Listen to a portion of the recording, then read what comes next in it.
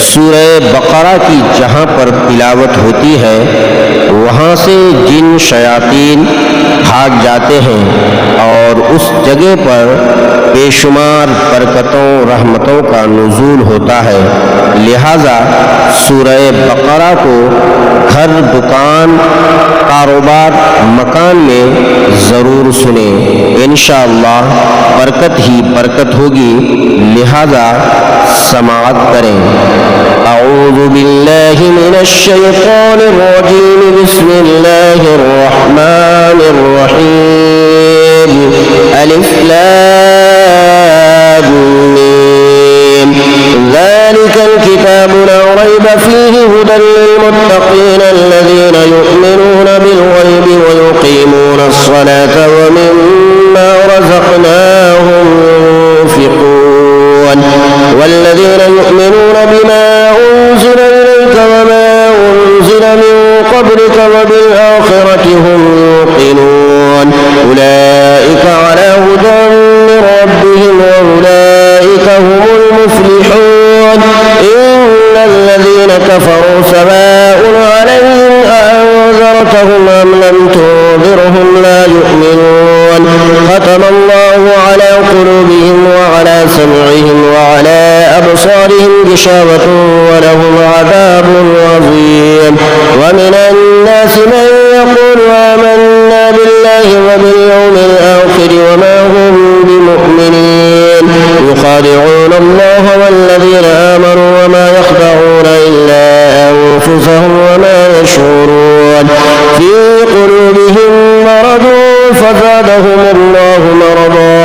व लहुम अज़ाबुन अलीमुन बिमा कानू यकज़िबून। व इज़ा क़ील लहुम ला तुफ़्सिदू फ़िल अर्दि क़ालू इन्नमा नहनु मुस्लिहून। अला इन्नहुम हुमुल मुफ़्सिदून वलाकिन ला यश'ऊरून। व इज़ा क़ील लहुम आमिनू कमा आमना الناس قالوا ونؤمن كما آمن السفهاء ألا إنهم هم السفهاء ولكن لا يعلمون. وإذا لقوا الذين آمنوا قالوا آمنا وإذا خلوا إلى شياطينهم قالوا إنا معكم إنما نحن مستهزئون. الله يستهزئ بهم ويمدهم في طغيانهم يعمهون. أولئك الذين اشتروا الضلالة بالهدى فما ربحت تجارتهم وما كانوا مهتدين. مثلهم كمثل الذي استوقد نارا فلما أضاءت ما حوله ذهب الله بنورهم وتركهم في ظلمات لا يبصرون. صم بكم عمي فهم لا يرجعون. أو كصيب من السماء فيه ظلمات ورعد وبرق يجعلون أصابعهم في آذانهم من الصواعق حذر الموت والله محيط بالكافرين. يكاد البرق يخطف أبصارهم كلما أضاء لهم مشوا فيه وإذا أظلم عليهم قاموا ولو شاء الله لذهب بسمعهم وأبصارهم إن الله على كل شيء قدير. يا أيها الناس اعبدوا ربكم الذي خلقكم والذين من قبلكم لعلكم تتقون. الذي جعل لكم الأرض فراشا والسماء بناء وأنزل من السماء ماء فأخرج به من الثمرات رزقا لكم فلا تجعلوا لله أندادا وأنتم تعلمون. وإن كنتم في ريب مما نزلنا على عبدنا فأتوا بسورة من مثله وادعوا شهداءكم من دون الله إن كنتم صادقين. فإن لم تفعلوا ولن تفعلوا فاتقوا النار التي وقودها الناس والحجارة أعدت للكافرين. وبشر الذين آمنوا وعملوا الصالحات أن لهم جنات تجري من تحتها الأنهار كلما رزقوا منها من ثمرة رزقا قالوا هذا الذي رزقنا من قبل وأوتوا به متشابها ولهم فيها أزواج مطهرة وهم فيها خالدون. إن الله لا يستحيي أن ليضرب مثلا ما بعوضة فما فوقها فأما الذين آمنوا فيعلمون أنه الحق من ربهم وأما الذين كفروا فيقولون ماذا أراد الله بهذا مثلا يضل به كثيرا ويهدي به كثيرا وما يضل به إلا الفاسقين الذين ينقضون عهد الله من بعد ميثاقه ويقطعون ما أمر الله به أن يوصل ويفسدون في الأرض أولئك هم الخاسرون كيف تكفرون بالله وكنتم أمواتا فأحياكم ثم يميتكم ثم يحييكم ثم إليه ترجعون هو الذي خلق لكم ما في الأرض جميعا ثم استوى إلى السماء فسواهن 7 سماوات وهو بكل شيء عليم وإذ قال ربك للملائكة إني جاعل في الأرض خليفة قالوا أتجعل فيها من يفسد فيها ويسفك الدماء ونحن نسبح بحمدك ونقدس لك قال إني أعلم ما لا تعلمون وعلم آدم الأسماء كلها ثم عرضهم على الملائكة فقال أنبئوني بأسماء هؤلاء إن كنتم صادقين قالوا سبحانك لا علم لنا إلا ما علمتنا إنك أنت العليم الحكيم قال يا آدم أنبئهم بأسمائهم فلما أنبأهم بأسمائهم قال ألم أقل لكم إني أعلم غيب السماوات والأرض وأعلم ما تبدون وما كنتم تكتمون وإذ قلنا للملائكة اسجدوا لآدم فسجدوا إلا إبليس أبى واستكبر وكان من الكافرين وقلنا يا آدم اسكن أنت وزوجك الجنة وكلا منها رغدا حيث شئتما ولا تقربا هذه الشجرة فتكونا من الظالمين فأزلهما الشيطان عنها فأخرجهما مما كانا فيه وقلنا اهبطوا بعضكم لبعض عدو ولكم في الأرض مستقر ومتاع إلى حين فتلقى آدم من ربه كلمات فتاب عليه إنه هو التواب الرحيم قلنا اهبطوا منها جميعا فإما يأتينكم مني هدى فمن تبع هداي فلا خوف عليهم ولا هم يحزنون والذين كفروا وكذبوا بآياتنا أولئك أصحاب النار هم فيها خالدون يا بني إسرائيل اذكروا نعمتي التي أنعمت عليكم وأوفوا بعهدي أوف بعهدكم وإياي فارهبون وآمنوا بما أنزلت مصدقا لما معكم ولا تكونوا أول كافر به ولا تشتروا بآياتي ثمنا قليلا وإياي فاتقون ولا تلبسوا الحق بالباطل وتكتموا الحق وأنتم تعلمون وأقيموا الصلاة وآتوا الزكاة واركعوا مع الراكعين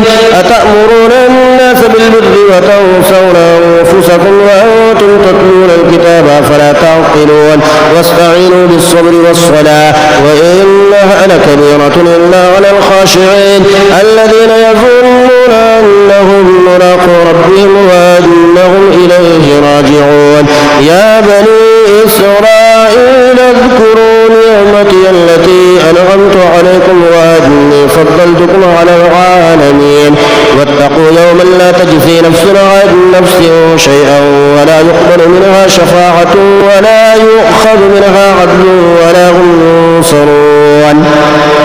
وإذ نجيناكم من آل فرعون يسومونكم سوء العذاب يذبحون أبناءكم ويستحيون نساءكم وفي ذلكم بلاء من ربكم عظيم وإذ فرقنا بكم البحر فأنجيناكم وأغرقنا آل فرعون وأنتم تنظرون وإذ واعدنا موسى 40 ليلة ثم اتخذتم العجل من بعده وأنتم ظالمون ثم عفونا عنكم من بعد ذلك لعلكم لعلكم تشكرون. وإذ آتينا موسى الكتاب والفرقان لعلكم تهتدون. وإذ قال موسى لقومه يا قوم إنكم ظلمتم أنفسكم باتخاذكم العجل فتوبوا إلى بارئكم فاقتلوا أنفسكم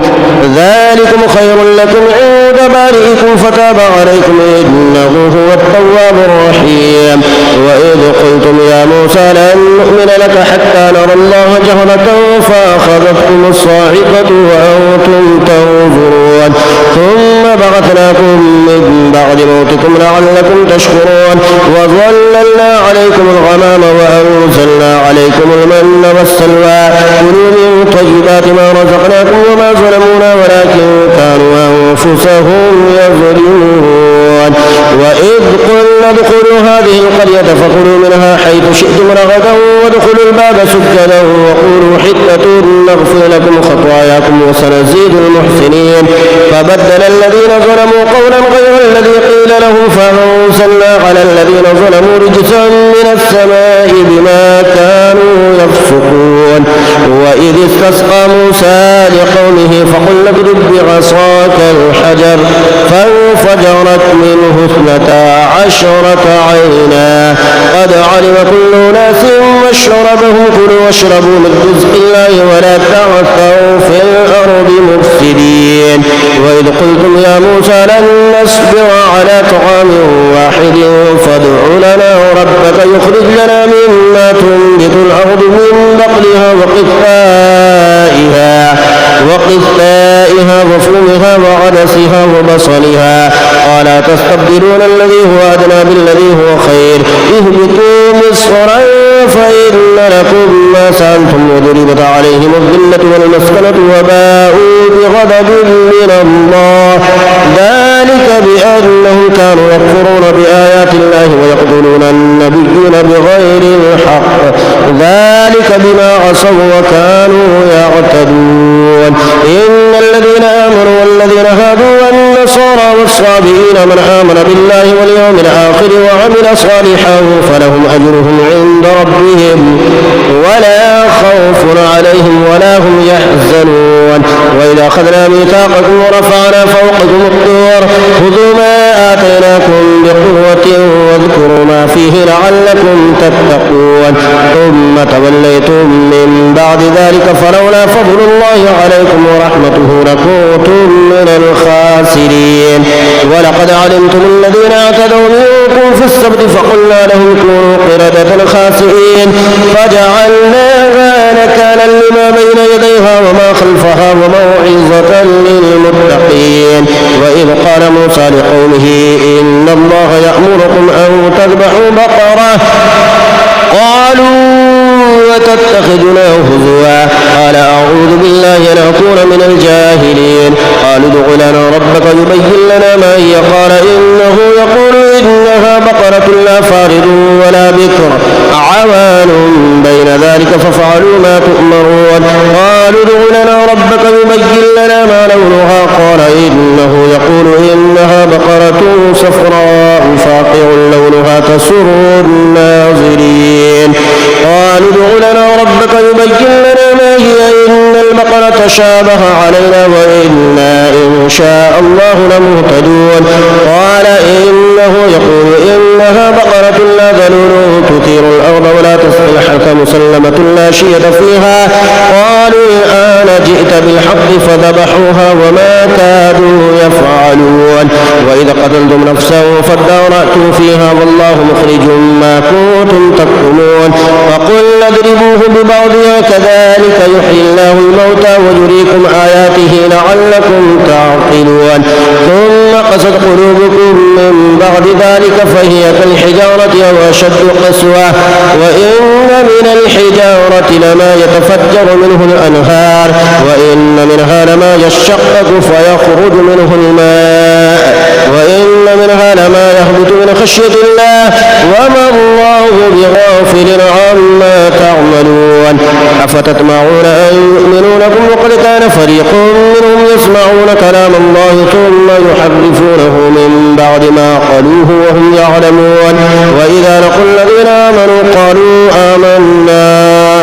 وإذا خلا بعضهم إلى بعض قالوا وتحدثونهم بما فتح الله عليكم ليحاجوكم به عند ربكم أفلا تعقلون. أفلا يعلمون أن الله يعلم ما يسرون وما يعلنون. ومنهم أميون لا يعلمون الكتاب إلا أماني وإنهم إلا يظنون. فويل للذين يكتبون الكتاب بأيديهم ثم يقولون هذا من عند الله ليشتروا به ثمنا قليلا فويل لهم مما كتبت أيديهم وويل لهم مما يكسبون. وقالوا لن تمسنا النار إلا أياما معدودة قل أتخذتم عند الله عهدا فلن يخلف الله عهده أم تقولون على الله ما لا تعلمون. بلى من كسب سيئة وأحاطت به خطيئته فأولئك أصحاب النار هم فيها خالدون. والذين آمنوا وعملوا الصالحات أولئك أصحاب الجنة هم فيها خالدون. وإذا أخذنا ميثاق بني إسرائيل لا تعبدون إلا الله وبالوالدين إحسانا وذي القربى واليتامى والمساكين وقولوا للناس حسنا وأقيموا الصلاة وآتوا الزكاة ثم توليتم إلا قليلا منكم وأنتم معرضون. وإذا أخذنا ميثاقكم لا تسفكون دماءكم ولا تخرجون أنفسكم من دياركم ثم أقررتم وأنتم تشهدون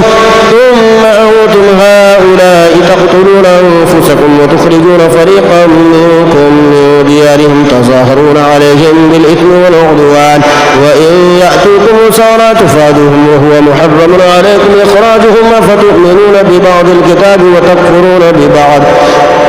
فما جزاء من يفعل ذلك منكم إلا خزي في الحياة الدنيا ويوم القيامة يردون إلى أشد العذاب وما الله بغافل عما تعملون. أولئك الذين اشتروا الحياة الدنيا بالآخرة فلا يخفف عنهم العذاب ولا هم ينصرون. ولقد آتينا موسى الكتاب وقفينا من بعده بالرسل وآتينا عيسى ابن مريم البينات وأيدناه بروح القدس أفكلما جاءكم رسول بما لا تهوى أنفسكم استكبرتم ففريقا كذبتم وفريقا تقتلون. وقالوا قلوبنا غلف بل لعنهم الله بكفرهم فقليلا ما يؤمنون. ولما جاءهم كتاب من عند الله مصدق لما معهم وكانوا من قبل يستفتحون على الذين كفروا فلما جاءهم ما عرفوا كفروا به فلعنة الله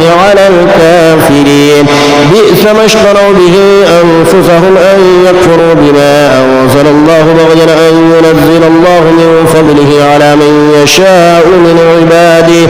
فباءوا بغضب على غضب وللكافرين عذاب مهين. وإذا قيل لهم آمنوا بما أنزل الله قالوا نؤمن بما أنزل علينا ويكفرون بما وراءه وهو الحق مصدقا لما معهم قل فلم تقتلون أنبياء الله من قبل كنتم مؤمنين. ولقد جاءكم موسى بالبينات ثم اتخذتم العجل من بعده وأنتم ظالمون. وإذا أخذنا ميثاقكم ورفعنا فوقكم الطور خذوا ما آتيناكم بقوة واسمعوا قالوا سمعنا وعصينا وأشربوا في قلوبهم العجل بكفرهم قل بئس ما يأمركم به إيمانكم إن كنتم مؤمنين. قل إن كانت لكم الدار الآخرة عند الله خالصة من دون الناس فتمنوا الموت إن كنتم صادقين ولن يتمنوه أبدا بما قدمت أيديهم والله عليم بالظالمين. ولتجدنهم أحرص الناس على حياة ومن الذين أشركوا يود أحدهم لو يعمر 1000 سنة وما هو بمزحزحه من العذاب أن يعمر والله بصير بما يعملون. قل من كان عدوا لجبريل فإنه نزله على قلبك بإذن الله مصدقا لما بين يديه وهدى وبشرى للمؤمنين. من كان عدو لله وملائكته ورسله وجبريل وميكال فإن الله عدو للكافرين ولقد أنزلنا إليك آيات بينات وما يكفر بها إلا الفاسقون أفكلما عاهدوا عهدا نبذه فريق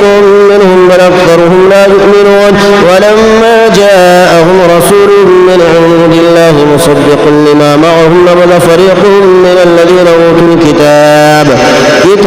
الله وراء ظهورهم كأنهم لا يعلمون واتبعوا ما تتلو الشياطين على ملك سليمان وما كفر سليمان ولكن الشياطين كفروا يعلمون الناس السحر وما أنزل على الملكين ببابل هاروت وماروت وما يعلمان من أحد حتى يقولا إنما نحن فتنة فلا تكفر فيتعلمون منهما ما يفرقون به بين المرء وزوجه وما هم بضارين به من أحد إلا بإذن الله ويتعلمون ما يضرهم ولا ينفعهم ولقد علموا لمن اشتراه ما له في الآخرة من خلاق ولبئس ما شروا به أنفسهم لو كانوا يعلمون ولو أنهم آمنوا واتقوا لمثوبة من عند الله خير لو كانوا يعلمون يا أيها الذين آمنوا لا تقولوا راعنا وقولوا انظرنا واسمعوا وللكافرين عذاب أليم ما يود الذين كفروا من أهل الكتاب ولا المشركين أن ينزل عليكم من خير من ربكم والله يختص برحمته من يشاء والله ذو الفضل العظيم ما ننسخ من آية أو ننسخها نأتي بخير منها أو مثلها ألم تعلم أن الله على كل شيء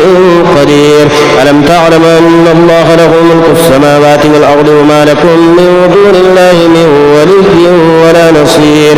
أم تريدون أن تسألوا رسولكم كما سئل موسى من قبل ومن يتبدل الكفر بالإيمان فقد ضل سواء السبيل ود كثير من أهل الكتاب لو يردونكم من بعد إيمانكم كفارا حسدا من عند أنفسهم من بعد ما تبين لهم الحق فاعفوا واصفحوا حتى يأتي الله بأمره إن الله على كل شيء قدير وأقيموا الصلاة وآتوا الزكاة وما تقدموا لأنفسكم من خير تجدوه عند الله إن الله بما تعملون بصير وقالوا لن يدخل الجنة إلا من كان هودا أو نصارى تلك أمانيهم قل هاتوا برهانكم إن كنتم صادقين بلى من أسلم وجهه لله وهو محسن فله أجره عند ربه ولا خوف عليهم ولا هم يحزنون وقالت اليهود ليست النصارى على شيء وقالت النصارى ليست اليهود على شيء وهم يتلون الكتاب كذلك قال الذين لا يعلمون مثل قولهم فالله يحكم بينهم يوم القيامة فيما كانوا فيه يختلفون ومن أظلم ممن منع مساجد الله أن يذكر فيها اسمه وسعى في خرابها أولئك ما كان لهم أن يدخلوها إلا خائفين لهم في الدنيا خزي ولهم في الآخرة عذاب عظيم ولله المشرق والمغرب فأينما تولوا فثم وجه الله إن الله واسع عليم وقالوا اتخذ الله ولدا سبحانه بل له ما في السماوات والأرض كل له قانتون بديع السماوات والأرض وإذا قضى أمرا فإنما يقول له كن فيكون وقال الذين لا يعلمون لولا يكلمنا الله أو تأتينا آية كذلك قال الذين من قبلهم مثل قولهم تشابهت قلوبهم قد بينا الآيات لقوم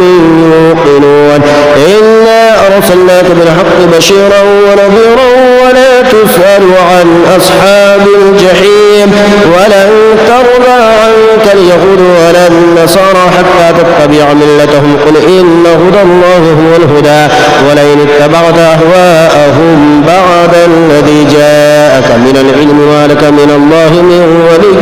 ولا نصير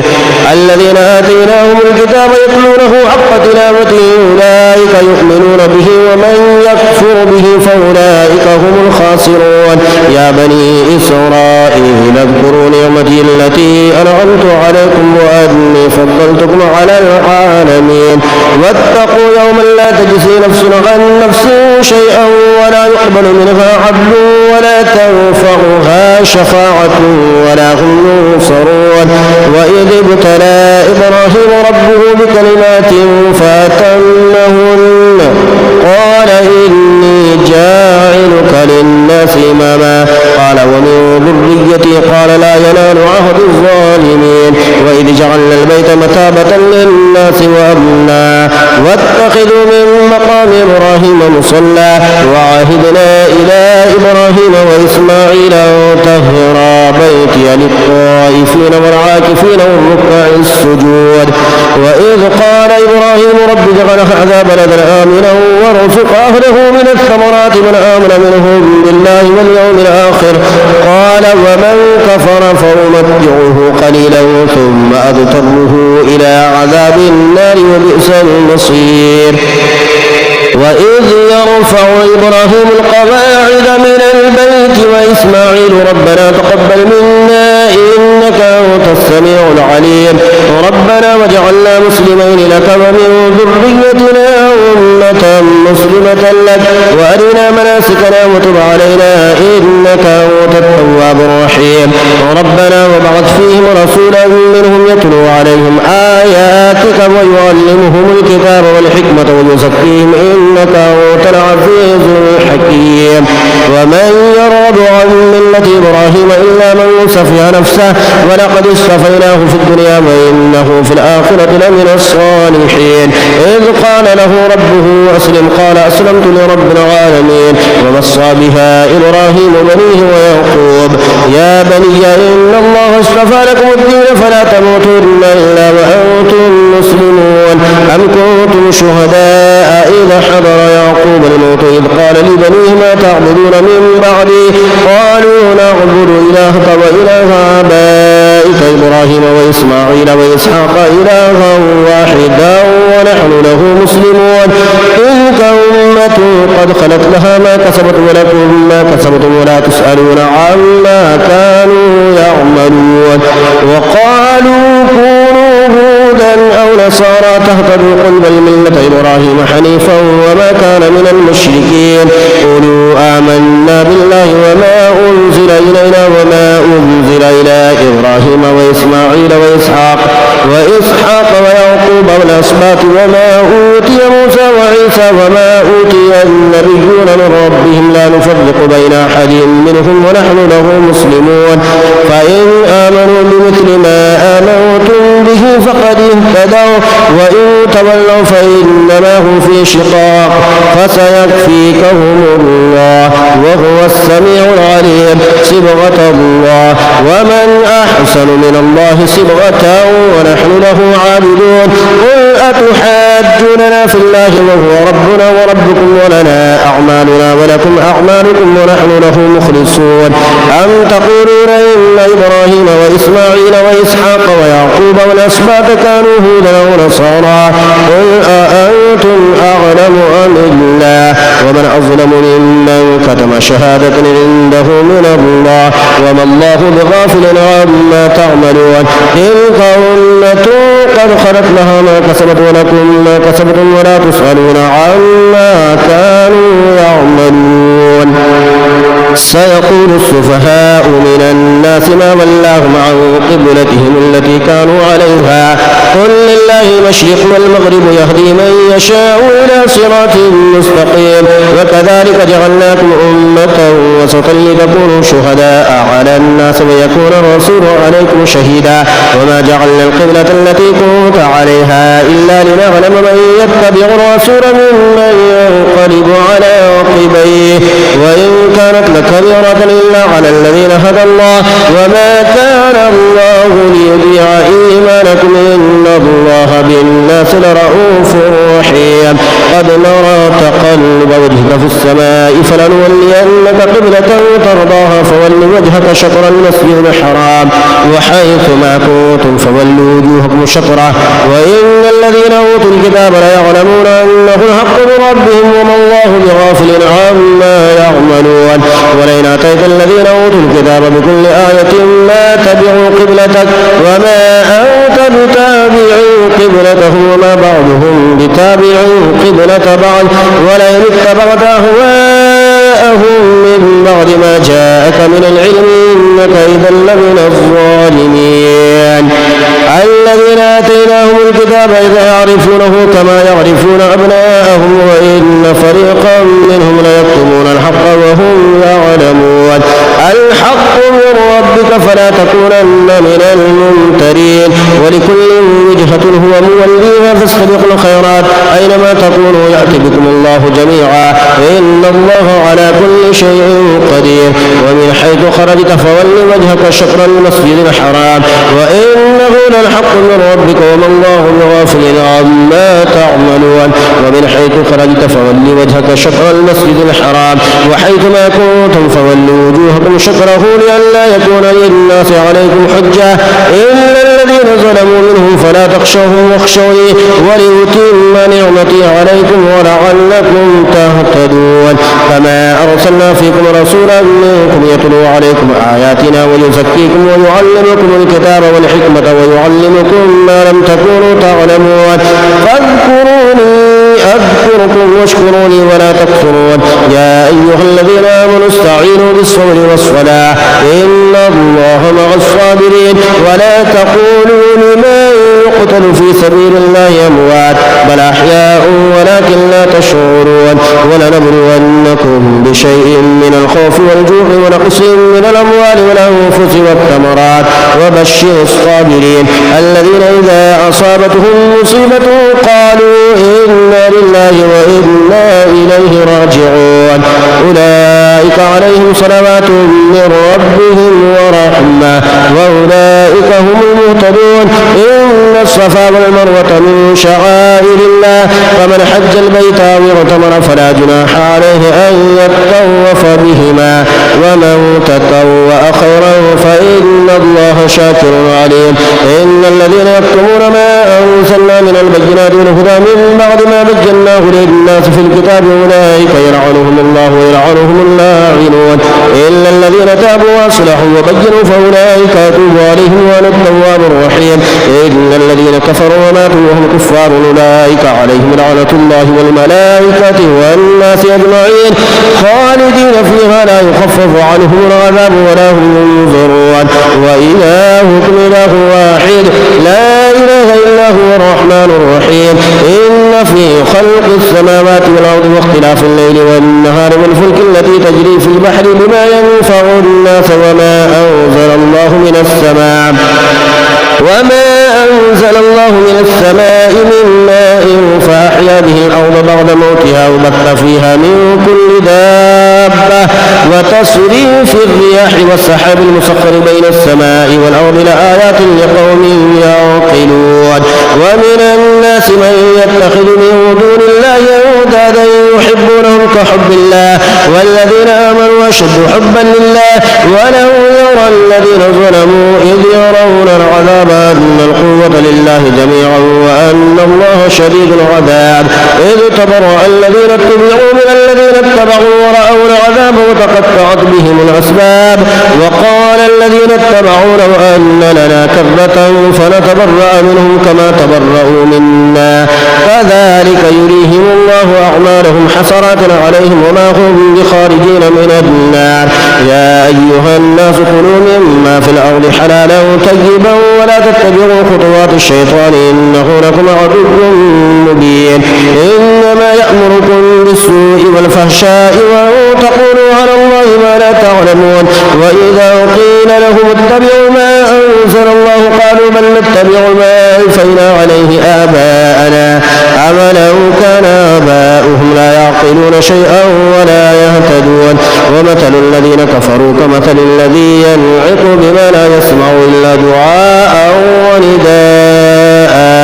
صم بكم عمي فهم لا يعقلون. يا أيها الذين آمنوا كلوا من طيبات ما رزقناكم واشكروا لله إن كنتم إياه تعبدون إنما حرم عليكم الميتة والدم ولحم الخنزير وما أهل به لغير الله فمن اضطر غير باغ ولا عاد فلا إثم عليه إن الله غفور رحيم إن الذين يكتمون ما أنزل الله من الكتاب ويشترون به ثمنا قليلا أولئك ما يأكلون في بطونهم إلا النار ولا يكلمهم الله يوم القيامة ولا يزكيهم ولهم عذاب أليم أولئك الذين اشتروا الضلالة بالهدى والعذاب بالمغفرة فما أصبرهم على النار ذلك بأن الله أنزل الكتاب بالحق وإن الذين اختلفوا في الكتاب لفي شقاق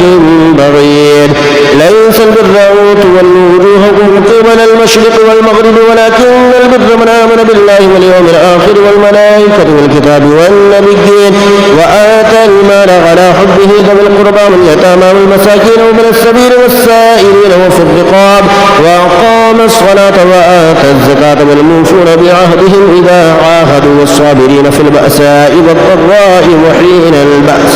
أولئك الذين صدقوا وأولئك هم المتقون يا أيها الذين آمنوا كتب عليكم القصاص في القتلى الحر بالحر والعبد بالعبد والأنثى بالأنثى فمن عفي له من أخيه شيء فاتباع بالمعروف وأداء إليه بإحسان ذلك تخفيف من ربكم ورحمة فمن اعتدى بعد ذلك فله عذاب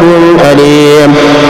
ولكم في القصاص حياة يا أولي الألباب لعلكم تتقون كتب عليكم إذا حضر أحدكم الموت إن ترك خيرا الوصية للوالدين والأقربين بالمعروف حقا على المتقين فمن بدله بعدما سمعه فإنما إثمه على الذين يبدلونه إن الله سميع عليم فمن خاف من موص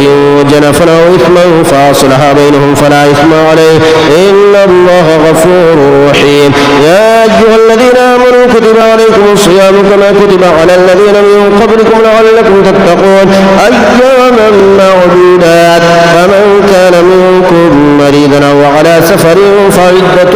من أيام أخر وعلى الذين يطيقونه فدية طعام مسكين فمن تطوع خيرا فهو خير له وأن تصوموا خير لكم إن كنتم تعلمون شهر رمضان الذي أنزل فيه القرآن هدى للناس وبينات من الهدى والفرقان فمن شهد منكم الشهر فليصم ومن كان مريضا أو على سفر فعدة من أيام أخر يريد الله بكم اليسر ولا يريد بكم العسر ولتكملوا العدة ولتكبروا الله على ما هداكم ولعلكم تشكرون وإذا سألك عبادي عني فإني قريب أجيب دعوة الداعي إذا دعاني فليستجيبوا لي وليؤمنوا بي لعلهم يرشدون أحل لكم ليلة الصيام الرفث إلى نسائكم هن لباس لكم وأنتم لباس لهن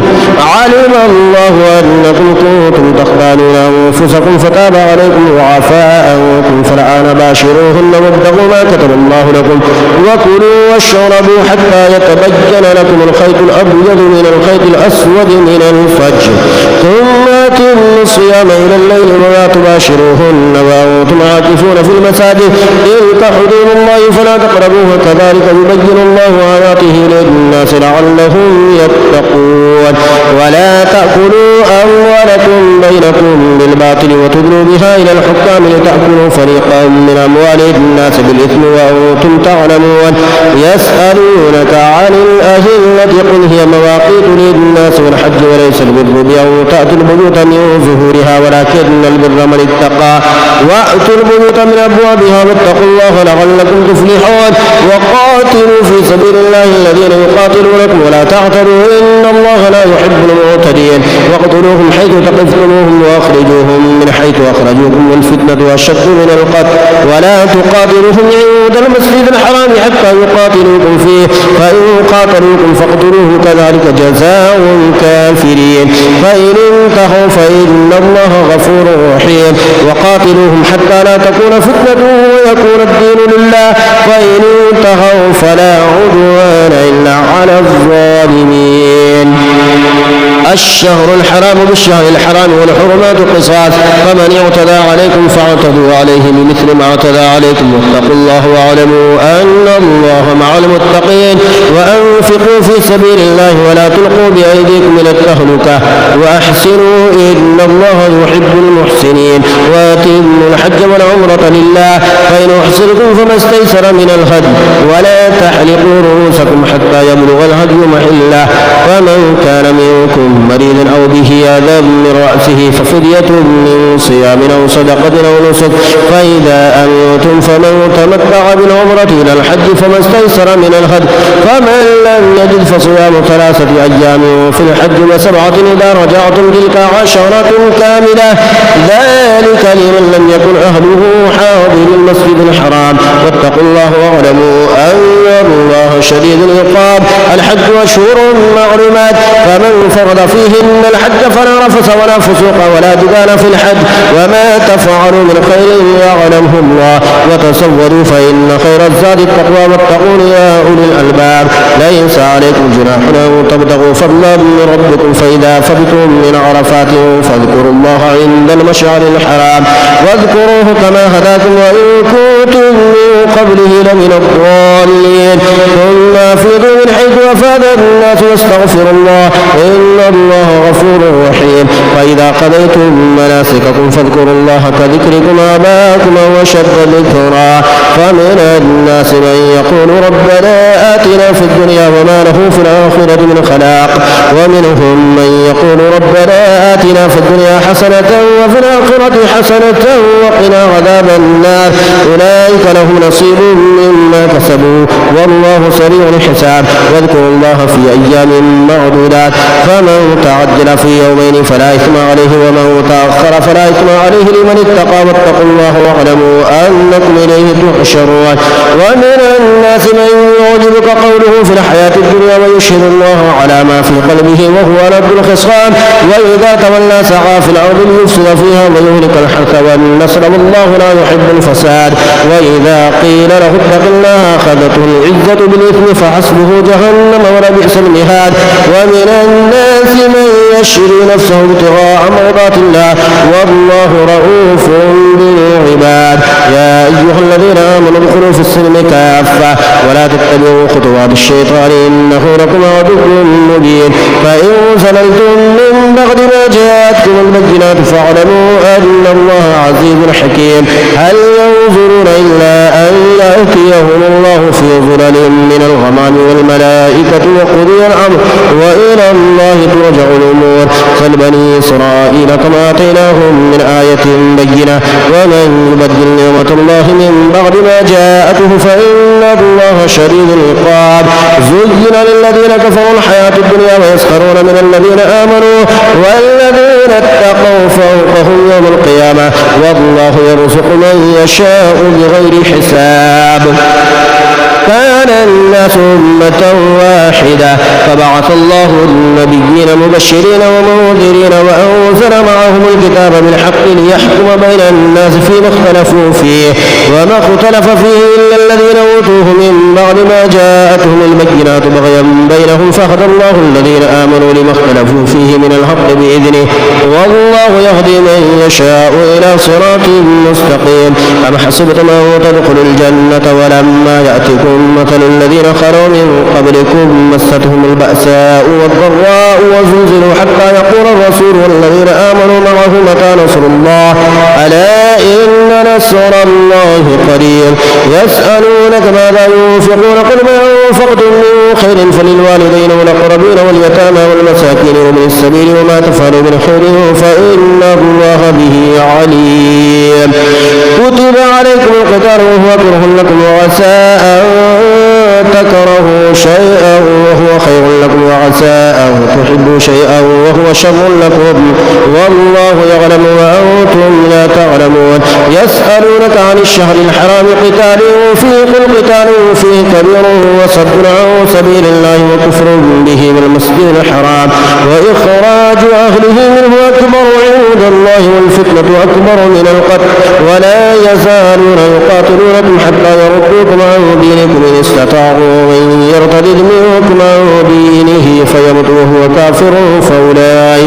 فأولئك حبطت أعمالهم في الدنيا والآخرة وأولئك أصحاب النار هم فيها خالدون. إن الذين آمنوا والذين هاجروا وجاهدوا في سبيل الله أولئك يرجون رحمة الله والله غفور رحيم. يسألونك عن الخمر والميسر قل فيهما إثم كبير ومنافع للناس وإثمهما أكبر من نفعهما ويسألونك ماذا ينفقون قل العفو كذلك يبين الله لكم الآيات لعلكم تتفكرون في الدنيا والآخرة. ويسألونك عن اليتامى قل إصلاح لهم خير وإن تخالطوهم فإخوانكم الله يعلم المفسد من المصلح ولو شاء الله لأعنتكم إن الله عزيز حكيم. ولا تنكحوا المشركات حتى يؤمن ولأمة مؤمنة خير من مشركة ولو أعجبتكم ولا تنكحوا المشركين حتى يؤمنوا ولعبد مؤمن خير من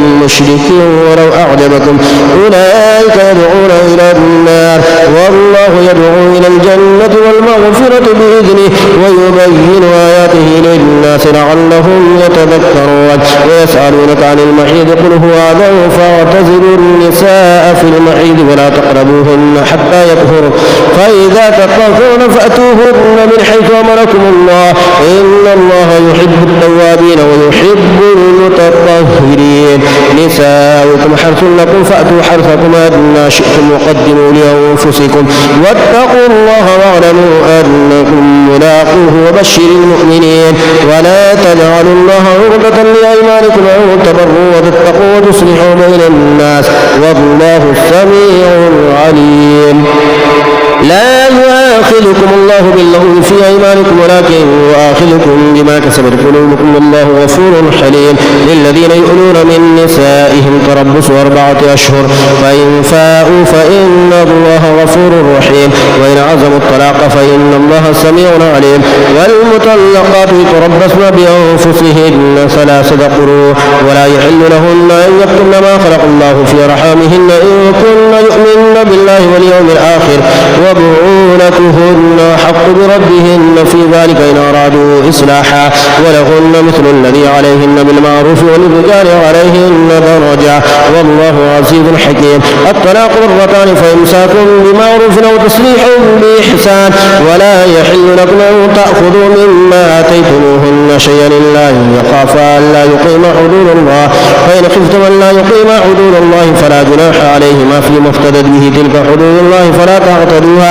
ومن يتعد حدود الله فأولئك هم الظالمون. فإن طلقها فلا تحل له من بعد حتى تنكح زوجا غيره فإن طلقها فلا جناح عليهما أن يتراجعا إن ظنا أن يقيما حدود الله وتلك حدود الله يبينها لقوم يعلمون. وإذا طلقتم النساء فبلغن أجلهن فأمسكوهن بمعروف أو سرحوهن بمعروف ولا تمسكوهن ضرارا لتعتدوا ومن يفعل ذلك فقد ظلم نفسه. ولا تتخذوا آيات الله هزوا واذكروا نعمة الله عليكم وما أنزل عليكم من الكتاب والحكمة يعظكم به واتقوا الله واعلموا أن الله بكل شيء عليم. وإذا طلقتم النساء فبلغن أجلهن فلا تعضلوهن أن ينكحن أزواجهن إذا تراضوا بينهم بالمعروف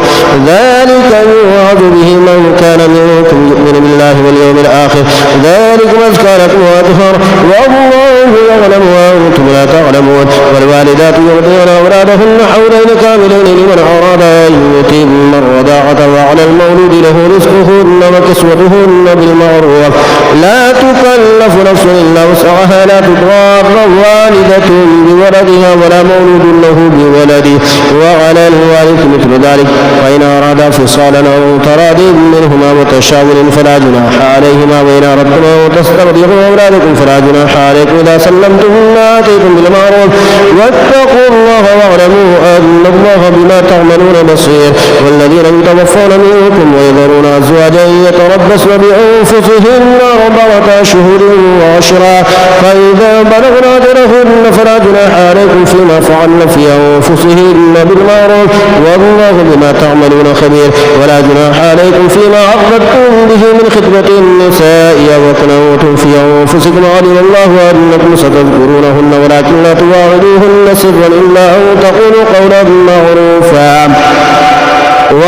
تعزموا عقدة النكاح حتى يبلغ الكتاب أجله واعلموا أن الله يعلم ما في أنفسكم فاحذروه واعلموا أن الله غفور حليم. لا جناح عليكم إن طلقتم النساء ما لم تمسوهن وتفردوا لهن فريضة ومتعوهن على الموسع قدره وعلى المقدر قدره متاعا بالمعروف حقا على المحسنين. وإن طلقتموهن من قبل أن تمسوهن وقد فرضتم لهن فريضة فنصف ما فرضتم إلا أن يعفون أو يعفو الذي بيده عقدة النكاح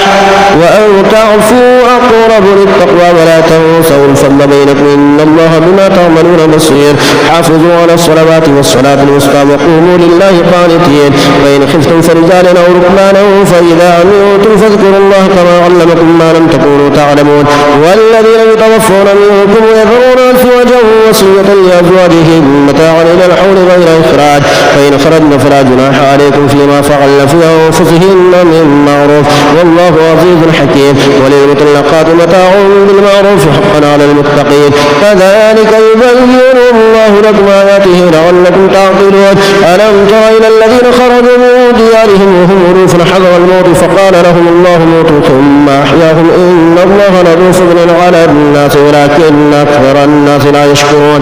وقاتلوا في سبيل الله واعلموا أن الله سميع عليم. من ذا الذي يقرض الله قرضا حسنا فيضاعفه له أضعافا كثيرا والله يقبض ويبسط وإليه ترجعون. ألم تر إلى الملأ من بني إسرائيل من بعد موسى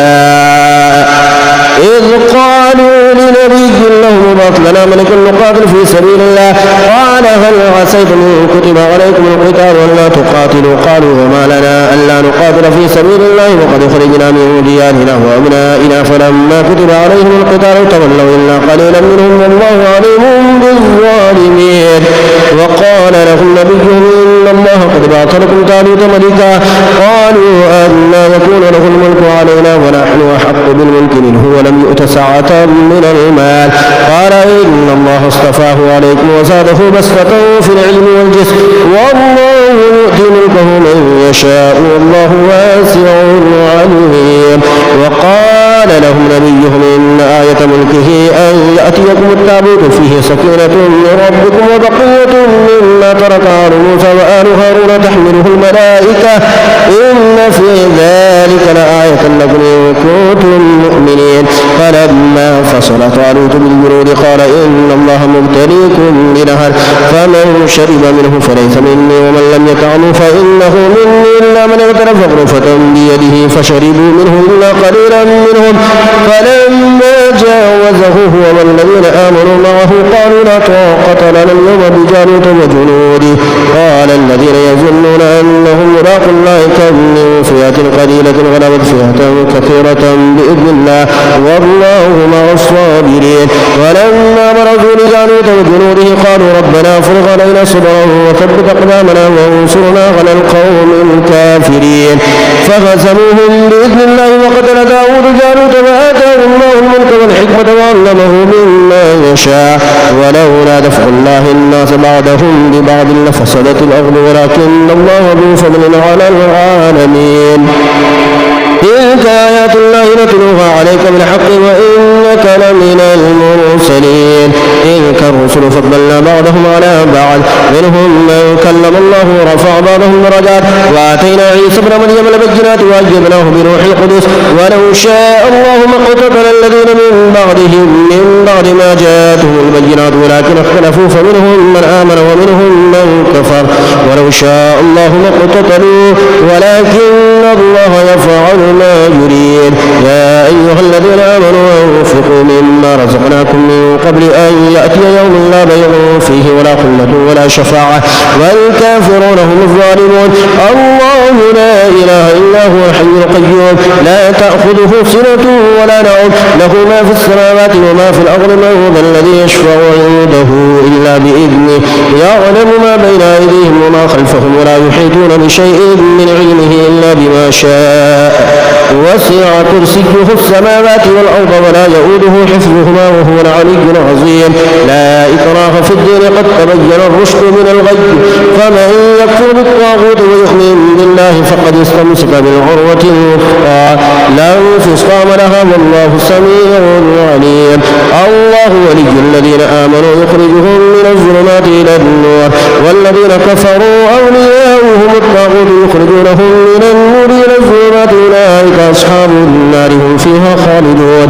ألم تر إلى الذي حاج إبراهيم في ربه أن آتاه الله الملك إذ قال إبراهيم ربي الذي يحيي ويميت قال أنا أحيي وأميت قال إبراهيم فإن الله يأتي بالشمس من المشرق فأت بها من المغرب فبهت الذي كفر والله لا يهدي القوم الظالمين. أو كالذي مر على قرية وهي خاوية على عروشها قال أنى يحيي هذه الله بعد موتها فأماته الله 100 عام ثم بعثه قال كم لبثت قال لبثت يوما أو بعض يوم قال بل لبثت 100 عام فانظر إلى طعامك وشرابك لم يتسنه وانظر إلى حمارك ولنجعلك آية للناس وانظر إلى العظام كيف ننشزها ثم نكسوها لحما فلما تبين له قال أعلم أن الله على كل شيء قدير. وإذ قال إبراهيم رب أرني كيف تحيي الموتى قال ولم تؤمن قال بلى ولكن يطمئن قلبي قال فخذ 4 من الطير فصرهن إليك ثم اجعل على كل جبل منهن جزعا ثم ادعوهن يأتينك سعيا واعلم أن الله عزيز حكيم. مثل الذين ينفقون أموالهم في سبيل الله كمثل حبة أنبتت 7 سنابل في كل سنبلة 100 حبة والله يضاعف لمن يشاء والله واسع عليم. الذين ينفقون أموالهم في سبيل الله ثم لا يتبعون ما أنفقوا منا ولا أذى لهم أجرهم عند ربهم ولا خوف عليهم ولا هم يحزنون. قول معروف ومغفرة خير من صدقة يتبعها عذاب والله غني حليم. يا أيها الذين آمنوا لا تبطلوا صدقاتكم بالمن والأذى كالذي ينفق ماله رئاء الناس ولا يؤمن بالله واليوم الآخر فمثله كمثل صفوان عليه تراب فأصابه وابل فتركه صلدا لا يقدرون على شيء مما كسبوا والله لا يهدي القوم الكافرين. ومثل الذين ينفقون أموالهم ابتغاء مرضات الله وتثبيتا من أنفسهم كمثل جنة بربوة أصابها وابل فآتت أكلها ضعفين فإن لم يصبها وابل فطلوا والله بما تعملون بصير. أيود أحدكم أن تكون له جنة من نخيل وأعناب تجري من تحتها الأنهار له فيها من كل الثمرات وأصابه الكبر وله ذرية ضعفاء فأصابها إعصار فيه نار فاحترقت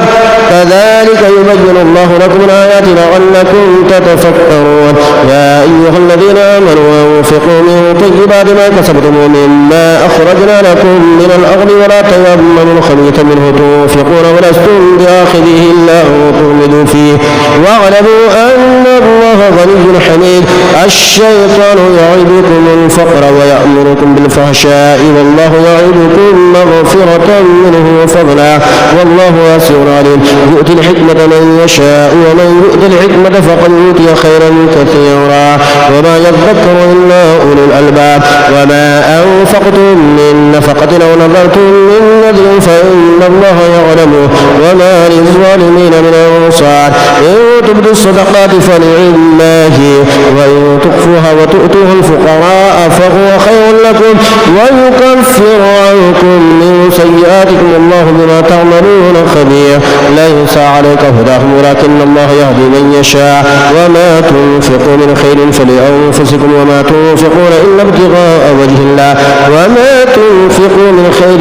يوفى إليكم وأنتم لا تظلمون. للفقراء الذين يحسنوا في سبيل الله لا يستطيعون ضربا في الأرض يحسبهم الجاهل أغنياء من التعفف تعرفهم بسيماهم لا يسألون الناس إلحافا وما تنفقوا من خير فإن الله به عليم. الذين ينفقون أموالهم بالليل والنهار سرا وعلانية فلهم أجرهم عند ربهم ولا خوف عليهم ولا هم يحزنون. الذين يأكلون الربا لا يقومون إلا كما يقوم الذي يتخبطه الشيطان من المس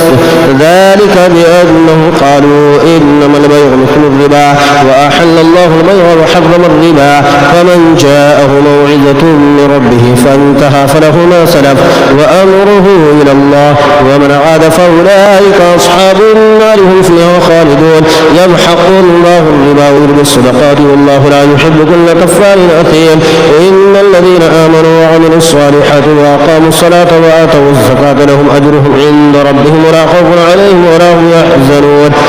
يا أيها الذين آمنوا اتقوا الله وذروا ما بقي من الربا إن كنتم مؤمنين فإن لم تفعلوا فأذنوا بحرب من الله ورسوله وإن تبتم فلكم رؤوس أموالكم لا تظلمون ولا تظلمون وإن كان ذو عسرة فنظرة إلى ميسرة وأن تصدقوا خير لكم إن كنتم تعلمون واتقوا يوما ترجعون فيه إلى الله ثم توفى كل نفس ما كسبت وهم لا يظلمون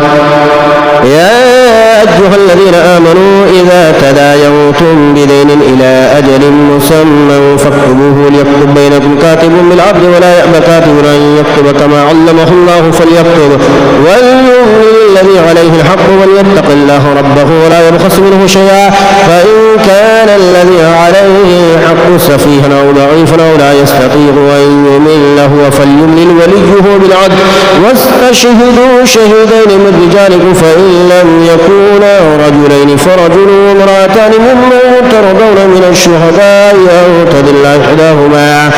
أو تضل إحداهما فتذكر إحداهما الأخرى ولا يأبى الشهداء إذا ما دعوا ولا تسأموا أن تكتبوه صغيرا أو كبيرا إلى أجله ذلكم أقسط عند الله وأقوم للشهادة وأدنى ألا ترتابوا إلا أن تكون تجارة حاضرة تديرونها بينكم فليس عليكم جناح ألا تكتبوها وأشهدوا إذا تبايعتم ولا يضار كاتب ولا شهيد وإن تفعلوا فإنه فسوق بكم واتقوا الله ويعلمكم الله والله بكل شيء عليم وإن كنتم على سفر ولم تجدوا كاتبا فرهان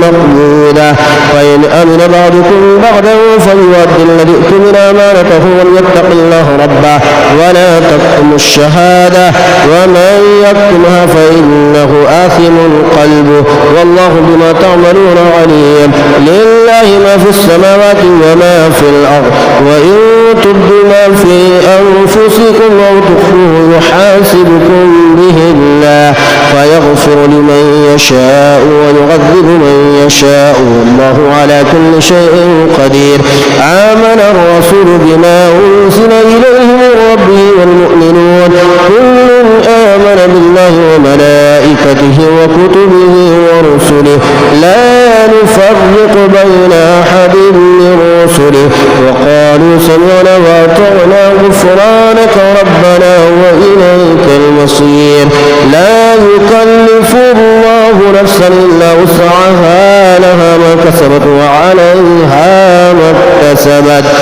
ربنا لا تؤاخذنا إن نسينا أو أخطأنا ربنا ولا تحمل علينا إصرا كما حملته على الذين من قبلنا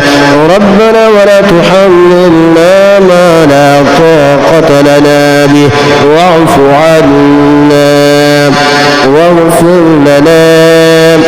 وارحمنا